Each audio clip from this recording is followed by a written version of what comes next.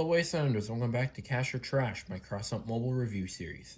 In this episode, we'll be covering the Dragon Turret Cannon. So it's a legendary 6 energy weapon, so you can have 2 on your vehicle. It is 4300 durability, which paired with its 20% thermal resistance and 40% kinetic resistance that it has built into the weapon, make it a very durable weapon. It weighs 950 kilograms, which means it's honestly a pretty heavy set of weapons. So continuing on to the perk, when you fire the cannon, it will shoot a burst of fire, pretty much just like a built-in flamethrower, after the shell. Thing is, if you fire only one dragon, this flamethrower has a range of 25 meters. So if you fire only one dragon and you have 2 on your build, it will fire the flamethrower out of both of them. So you want to stagger the reload with modifications so that you're firing one after the other and pretty much getting double the flamethrower. The second part of the perk is that for every hit on the enemy, the reload gets 0.1 second faster. It stacks up to 15 times. So when you fully perk the weapon, it takes 1.5 seconds off the reload. So, and that perk works anywhere, so you don't have to be within flamethrower range to get that perk.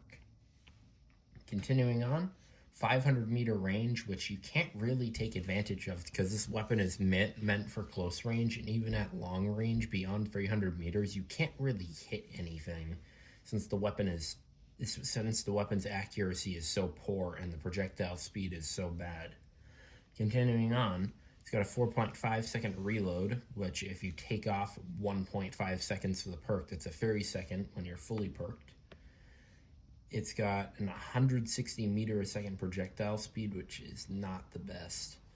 A 41% direct and a 59% explosive, so you want to get this thing blast modded, or you want to get it direct damage modded for that fire jet to deal more damage, or you want to get it reload modded to get both of them faster. Really, you can mod this thing for whatever you want. An 85 degree a second rotation speed, so it's not the best for cars. And that's about it for the stats. So for recommended setups, if you have any of the relic cabs, run those. If you don't run a machinist with them, that will work. They work pretty well on the terracotta cabin. I would highly suggest this weapon paired with the ammo box, as you'll just be able to shoot the flamethrower more often, as well as the cannon. And just get within that range. You want to use the flamethrower. So that's pretty much it. Let's get on to some gameplay.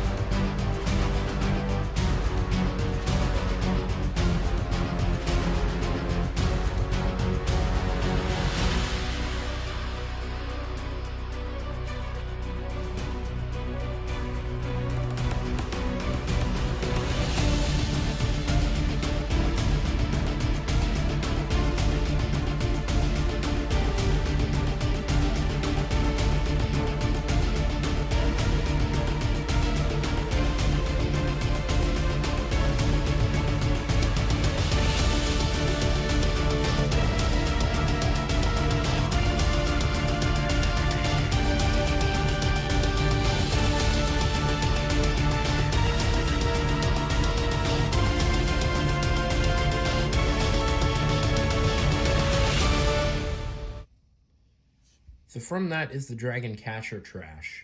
This is like a definite cash weapon. Its damage output is extremely high due to the flamethrower heating it up and then the shell dealing a high amount of damage. It's entirely horrible at long range. It's just terrible at long range. You want to be within that. You want to be within that range of the flamethrower. That's how you run this weapon. If you're not, you're doing something wrong, or you're perking it at long range. If you have to stay back, you're just perking the weapon pretty much. But the accuracy is just so bad at long range. So really, the damage output is ridiculous paired with its survivability of its decent durability with its built-in resistances. Overall, a pretty nice weapon, and it's not really considered a meta, and it's really powerful. It's kind of just under the radar this whole time. So if you do mod max a set of these, you probably won't have to worry about them getting nerfed or really anything happening to them. Overall, a very fun weapon. That's pretty much it. Please consider to like and subscribe. See you next time. Bye-bye.